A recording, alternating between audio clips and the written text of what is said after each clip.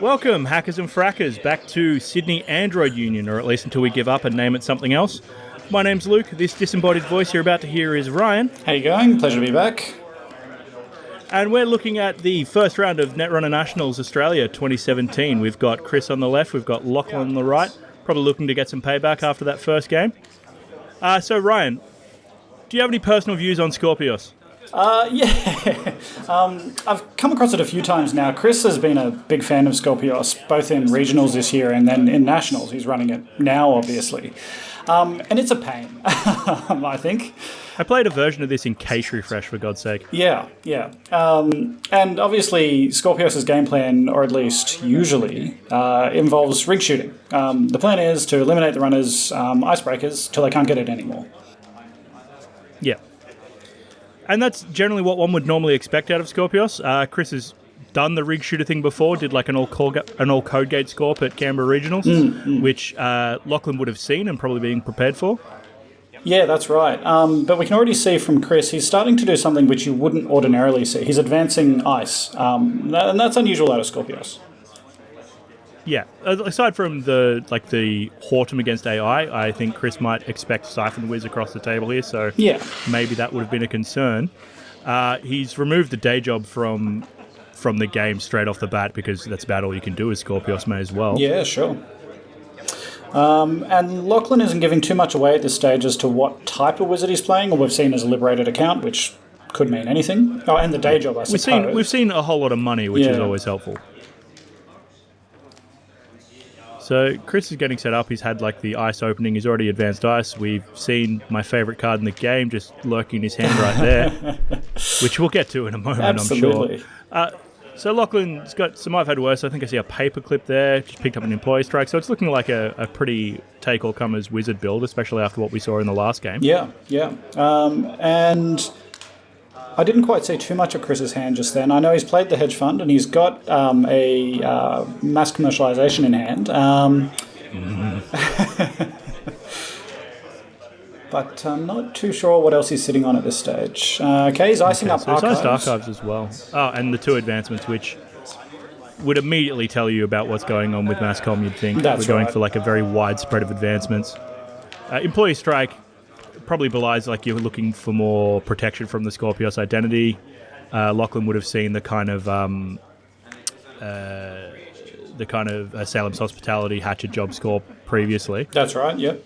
So now that he just put down the paperclip, that makes a little more sense that he wants to kind of keep that in the game. Oh, and runs the ice wall, which, good call. Yep, making a run on HQ. He's probably not too worried at this stage. Now he's got the employee strike, and he hits the mass comm. Sees the mass comm. Yep. So now he certainly knows. Just gonna get this out of the way early. Fuck mass comm. So I think you first saw that in Cache Refresh. Is that right? I did. I saw it repeatedly and often. And you loved it straight away. Wept, yeah. bit of tears. Yeah. It's one of those cards as a concept that I'm just like, all right, so this costs 0. If you've got 2 advanced dice, it's a hedge fund. If you have any more than that, it's ridiculous. Yeah. Interesting, especially if Lachlan's looking more of, and there we go.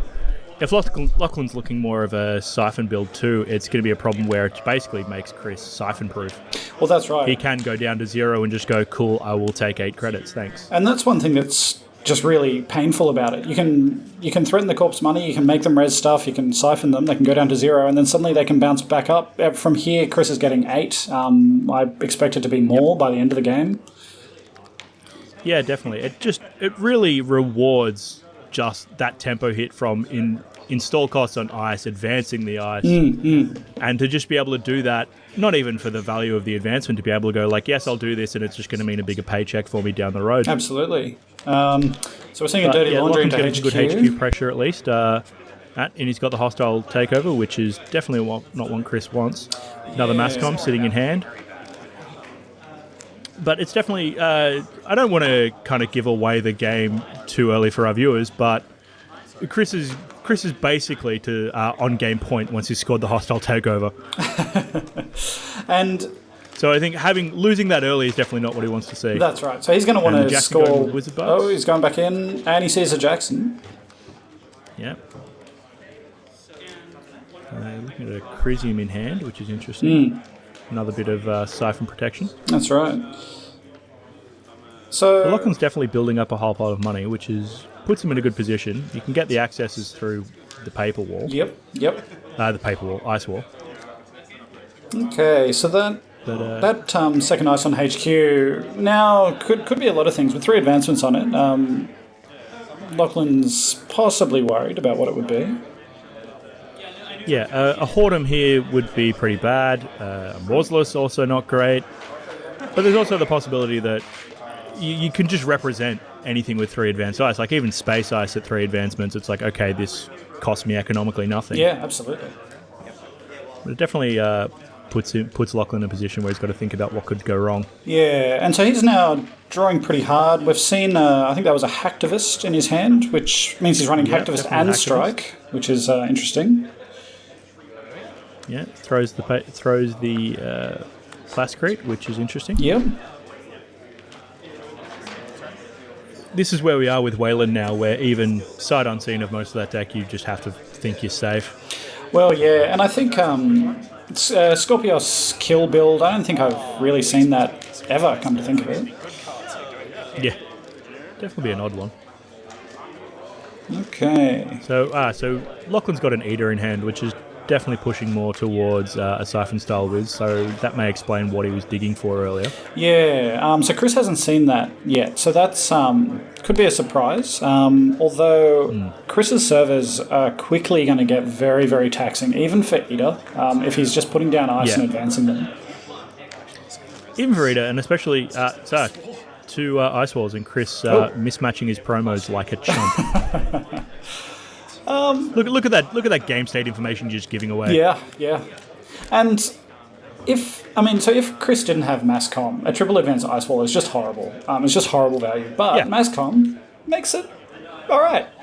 Let's be fair. With paperclip across the table, it's not great value either. No, but at least it's costing him 4 each time. That's okay. I think I would see that more as the threat of trying to represent Whoredom or Morseless. I think that's probably correct.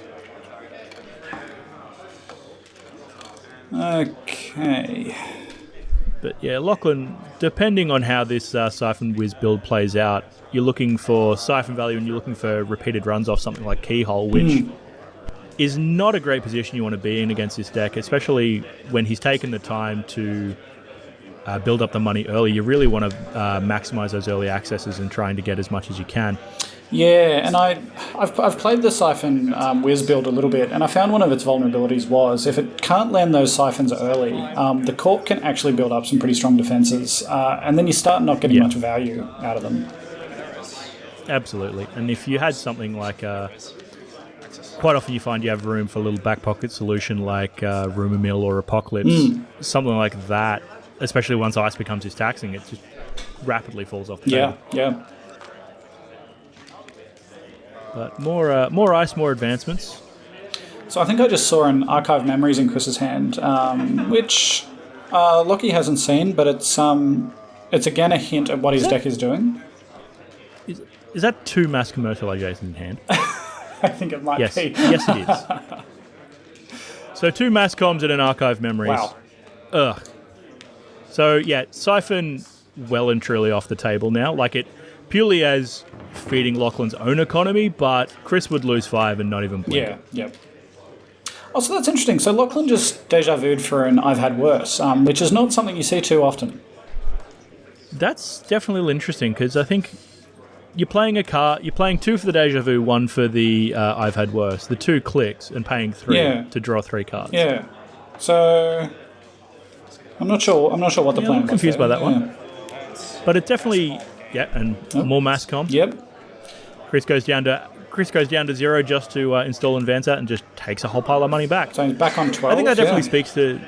Yeah, I've just seen the Siphon in hand. I think that definitely speaks to the desperation with which Lachlan is looking for his pieces that he considers a play like that. Yeah, I think that's right. And I suspect that he's digging so hard because he knows that this is just getting more and more taxing and he needs to start causing some damage. Yeah, second Siphon. Oh, and I saw a Keyhole, which is going to be a tricky one to kind of make profitable through R&D. Yeah, he's just not going to be able to do it. There's a Wanton Destruction there, which given Chris's kind of combo proclivities out of this deck, could be quite interesting. Yeah, so a Wanton landing could just be devastating for Chris. That's actually going to be a pretty important card in this game. Yeah.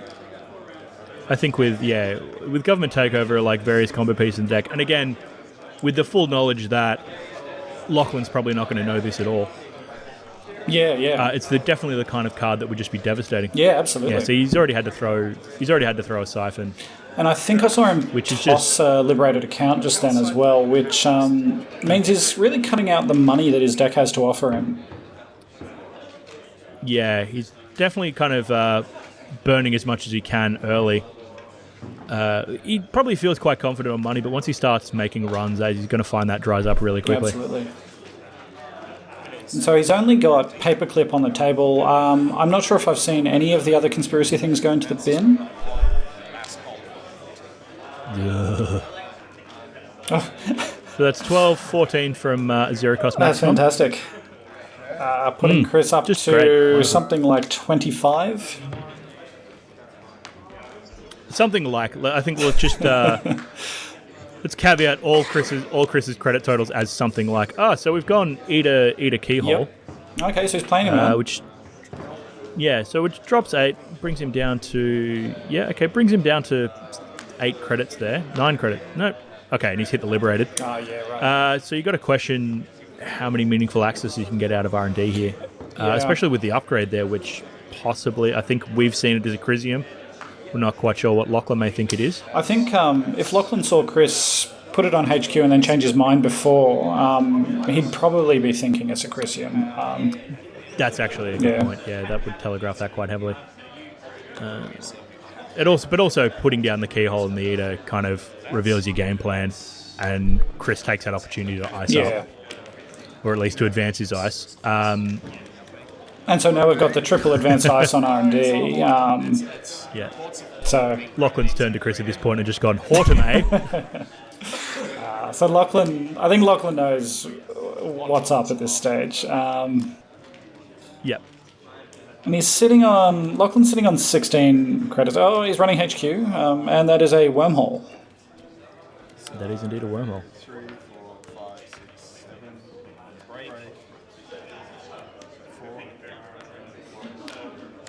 It's a lot of money for 1 HQ access. If it's a government takeover, though, that's right. He only needs 1 very lucky access to win the game, but it is a very lucky access.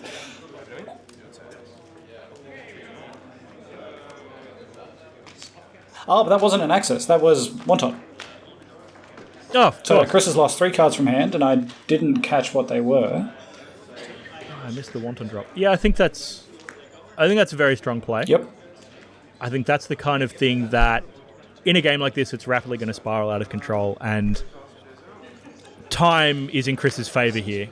Yeah. I think anything that's kind of going to knock the combo pieces, even if it is, adding on 10 minutes, 15 minutes of the game, just buys you the time you need. Well, that's right. So Lachlan's money is going to run out, and it's going to run out very soon because he just can't land Siphons, whereas Chris can just keep mass comming for as long as he can recur them back. Yep. Yeah, definitely can't land too many Siphons, and definitely can't find them to be particularly profitable when he does. So Lachlan's still drawing. He's still looking for something. I think that's a Black Orchestra in hand. Yeah, Deja Vu for the Siphon's an interesting choice. Oh, yeah? Again, full knowledge of the deck, I sit there and go, like, a Deja Vu for Wonton would be great. Yeah. But I think he's probably looking at the position where his money's in and goes, like, he probably needs that economic boost. Well, that's... Desperate as it may be. That's right. I mean, the HQ runs are costing him over 10 credits each time. So he can't even really land Wontons that many more times in this game. Mm-hmm. So Chris is... And then third piece of ice on HQ. Whoa. Fourth, sorry. I can count. So Chris knows that the threats are really on HQ at the moment. And so he can just sit there and keep icing it and keep advancing. Yeah. So Lachlan takes more money. I think taking the Deja Vu and telegraphing the Siphon leads Chris into making plays like this. Especially when he put the keyhole down, the Eater keyhole in the first turn, and Chris's response was to immediately advance his ice on R&D. Yeah. I think in a position where you're going to constantly kind of telegraph your moves like that, gives Chris that time to respond. That's right. And I feel like just the deck that Lachlan has here doesn't really give him a lot of other choice. The best. No, absolutely. He needs to play to his outs, and that's definitely what he's doing. But there's some angles there which are a little tricky. And I'm not even sure what I would do as Lachlan at this point. Maybe at some point I'd just be hoping for lucky single accesses and maybe hit the government takeover before Chris finds it. Well, what he's gone for here, he's gone to check archives, which I think is definitely what you need to do. Yeah. So he's hit the Colossus. Yep. So he's trying to do the math on the MK Ultra in his bin, which is not great. 8 or 11 credits or something? Yep.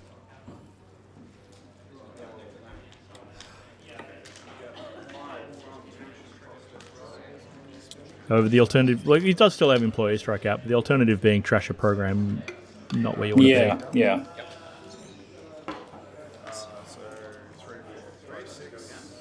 So 4. Yep, so he is. He gets past it, but obviously doesn't access anything. Mm-hmm. Yeah, so he's had to pay through the nose just to, not be blown out. Mm. And so he paid about as much money as Chris did, but that's a really favourable trade for Chris. Absolutely, and as I will continuously harp on, like, any trade is favourable when you can mask on back. Well, that's right. The kind of money Chris can start generating with, what is this, 9 advanced dice, 8 at the moment. So every mass comm is 16 credits. 16 in a pop. Yeah, cool, great. So Chris is just hitting that Jackson hard. He's just looking for his combo at this point. Absolutely. He still needs to score a hostile takeover. He still needs that extra point. Yep. Ironically, if you're ever in the position where you government take over first, you can start clicking that for mad credits as well. I don't think I've ever been in that position, but that is an option. I've seen it. Wow. It's not fun. But yeah, because Chris hasn't built any servers, doesn't have a scoring threat. Lachlan kind of has to see what's going on at the moment and just be like, has to try and push HQ. Basically, at this point, you want to be able to hit the government takeover before Chris does, or before Chris finds his combo pieces, which is what makes the wanton destruction play kind of so tempting. Yeah, absolutely. And Lachlan has bounced back up to, I think that's a stack of 5s, maybe 2 or 3 5s at the end there. So he's definitely looking to make some power runs, but I think the limitation of this deck is that it doesn't necessarily make one big power run. You want repeated accesses, you want keyhole trashes, you want Siphon spam. Yeah, and in an optimal... so it's a little tricky to get the most out of that pile That's of money. Right. So if the game had gone the way Lachlan's deck wanted it to, he would have siphoned Chris down to nothing and then just hammered R&D with multiple keyholes. But it just wasn't going to happen. There was just too much ice on HQ. Yeah, it's perfectly viable, but I think probably given the hand Lachlan had to begin with, because he didn't start with Siphon, he started open with a day job. Yeah. So he had to take that slow approach to getting a whole lot of money, which puts him in this position just because Chris, once he's got that early setup time, which is probably the time he's most vulnerable. And that's actually an interesting thing about playing this out of Skorp. I mean, you could do it out of another Wayland ID, but Skorp makes a lot of people play just that little bit slower. They want to look for a strike or a film critic or something to save their breakers if they happen to lose one. Yeah, absolutely. And I think Chris said as much in his write-up of the deck that Skorp's pretty much there just to force people to play slowly. Yeah. Because as you say, he's vulnerable at the start, and then as the game goes on, his servers just get so hard to get into. So we've got another Colossus.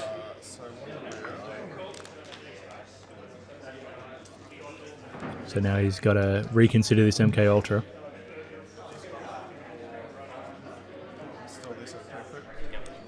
Oh, and of course, because he's at memory, he's had to trash over the paperclip. Yeah, right. Keeping the keyhole alive at this stage, especially when you haven't made a run on R&D, is a little questionable. Well, the keyhole's pretty much dead if that is a Chrysium on R&D. Yeah.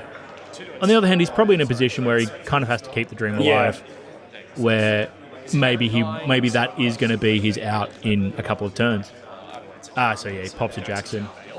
Yep, that makes sense. There were a bunch of things face down which we couldn't quite see because they're off camera. But hey, Mascom's going back in the deck. What are the odds? But, I mean, I think it's almost reached the point where Chris's money is not mattering so much anymore. He doesn't need a great amount for the combo. I think it's 9? I think it's 4 for Biotic and 5 for Red Planet Couriers, I want to say. Sounds about right. Yeah, no, it is. It's 4-5. But I think the other thing is, like, if he goes too low, he does open himself up to that keyhole again, which I think might be what's tempting Lachlan. That's a really good point, actually. Yeah, if he does overextend himself on rezzing this other Colossus or HQ-wise, he may be able to get a couple of cheap keyhole accesses. Yeah. And Chris's money has dipped down because those Colossuses were expensive. Yeah, absolutely. It's like install costs and like the expense of this ice does add up. So he's run the Colossus again. Gives away an Anson Rose, yeah. Anson Rose. Just more. I think this is just bait at this point, trying to stop Lachlan from building up into taking these kind of power turns. Yeah, absolutely. I mean, Chris doesn't need to score out that server. He just needs to wait. Yeah, exactly. He's drawn a mass comm, so he's going to be fine for money again. Yep. I think Chris said this is going to be the grossest turn ever.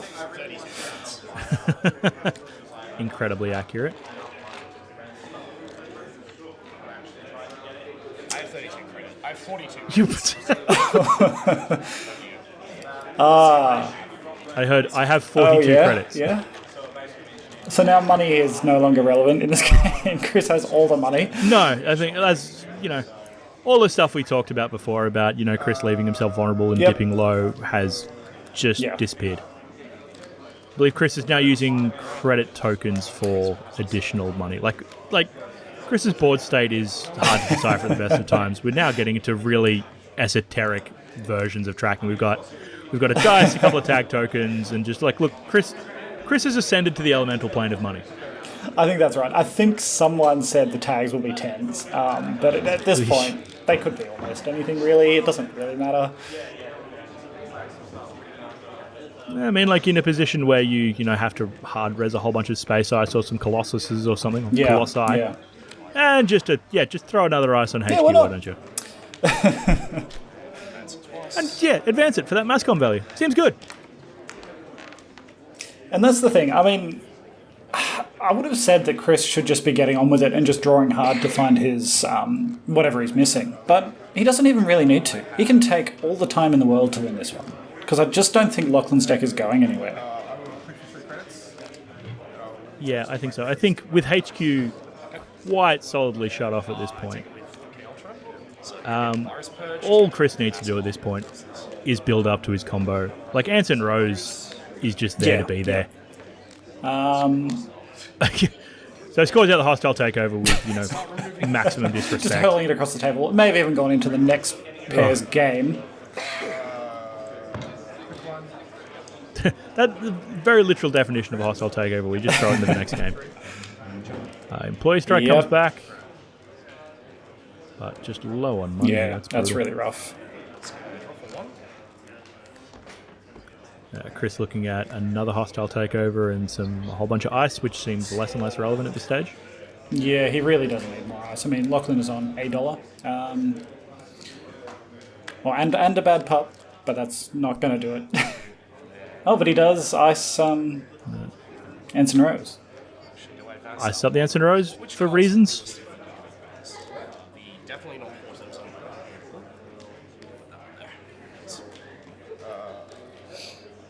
Okay, so he's advanced a few more things. Okay, so Lachlan. Yeah. So Lachlan's desperately trying to click for credits. Yeah. Trying to get back in this game. Chris is just drawing his deck. As soon as he finds... I think he's got all the combo pieces except for... I haven't seen the government takeover. I think that may be what he's missing, because I know in hindsight, I think it's got 3 red planet couriers, 3 biotic. Oh, no, I don't think 3 biotic. Yeah, I think it's 2, yeah. It's got multiples of everything else but the takeover. Okay, so R&D, if it was looking somewhat open, somehow it's now certainly closed. Yeah, it's definitely a position where I don't know where your out is from here. I think the only hope, all I could think of would be click for credits, try and get one access on HQ and hope that you get it on the right turn. Yeah. But... And here we go. So we've got a Biotic. Yep. We've got the government, we've got the Red Planet Couriers. So, yeah. Which, yeah, for those not aware, moves all your advancements straight onto that and, overscores it by probably about a million advancements. And so that's the combo. That was the combo that Chris's deck was building up to for 25 odd minutes. It does the one thing, and it slows the game down until it can do the one thing. Yeah.